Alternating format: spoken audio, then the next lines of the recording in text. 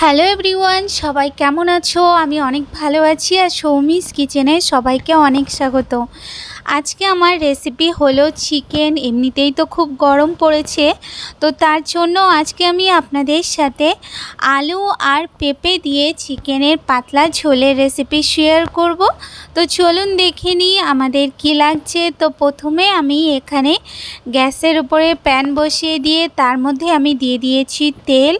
এরপর আমি ওর মধ্যে দিয়ে দেব কেটে ধুয়ে রাখা আলুগুলো দিয়ে এরপর আমি ওর মধ্যে দিয়ে দিচ্ছি পরিমাণ মতন একটু লবণ আর পরিমাণ মতন হলুদ আর লবণটা দিয়ে আলুটাকে একটু নাড়াচাড়া করে নিতে হবে।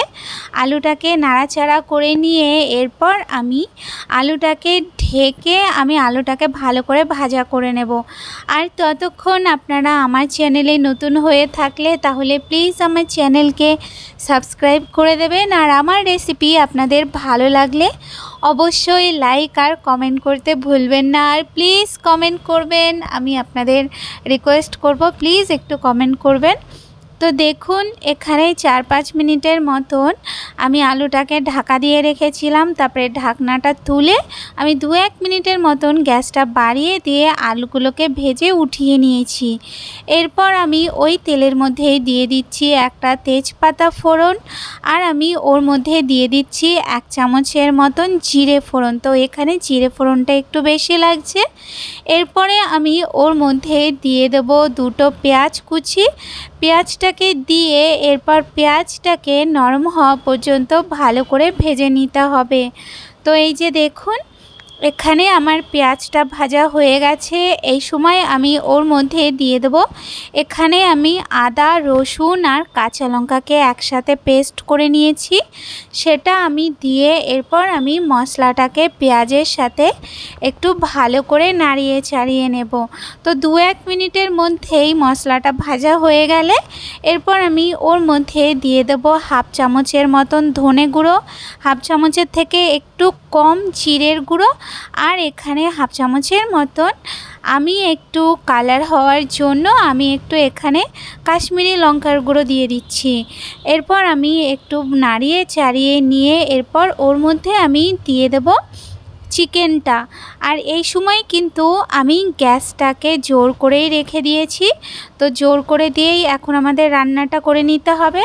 তো চিকেনটাকে দিয়ে এরপর আমি ওর মধ্যে দিয়ে দেব পরিমাণ মতন একটু লবণ আর পরিমাণ মতন একটু হলুদ। তো এখানে আমি একেবারেই লবণটা দিয়ে দিচ্ছি। এরপর আমি লবণ হলুদ দেওয়া হয়ে গেলে চিকেনটাকে আমি ভালো করে একটু এই মশলাটার সাথে ফ্রাই করে নেব। 3 থেকে 4 মিনিটের মতন আমি চিকেনটাকে এই মশলাটার সাথে ফ্রাই করে নেব। তো 3 থেকে 4 মিনিট যখন ফ্রাই হয়ে যাবে তখন আমি ওর মধ্যে দিয়ে দেব ভেজে রাখা আলুগুলো দিয়ে এরপর আমি একটু নাড়াচাড়া করে নিয়ে ওর মধ্যে আমি জল দিয়ে দেব। এখানে কিন্তু আমি উষ্ণ গরম জল ব্যবহার করেছি। তো জলটা দিয়ে হালকা একটু নাড়িয়ে চাড়িয়ে দিয়ে ঝোলটা যখন ভালো মতন ফুটে উঠবে তখন আমি ওর মধ্যে দিয়ে দেব কেটে রাখা পেঁপে। এখানে আমি পেঁপের সাইজটা হালকা একটু বড় রেখেছি, তার কারণ হলো পেঁপে তাড়াতাড়ি গলে কোথায় চলে যায়, তো তার জন্য পেঁপের সাইজটা একটু বড় রেখেছি। এরপর আমি একটু নাড়াচাড়া করে নিয়ে এরপর আমি ঝোলটাকে ভালো মতন একটু ফুটতে দেব। তো দেখুন এখানে ঝোলটা ভালো মতন ফুটে উঠেছে। ঝোলটা যখন খুব ভালো করে ফুটে উঠবে তখন আমি ওর মধ্যে দিয়ে দেব কয়েকটা চেরা কাঁচা লঙ্কা। আপনারা যেমন ঝাল খাবেন সেই বুঝে লঙ্কাটা দিয়ে দেবেন। তারপরে আমি ঢাকা দিয়ে 10 মিনিটের মতন একটু মিডিয়াম আঁচে একটু চিকেনটাকে আমি রান্না করে নেব। তো 10 মিনিটের মতন চিকেনটাকে মিডিয়াম আঁচে রান্না করে নিলেই আমাদের তৈরি হয়ে যাবে একদম এই গরমের জন্য উপাদেয় পেঁপে আলু দিয়ে চিকেনের পাতলা ঝোল।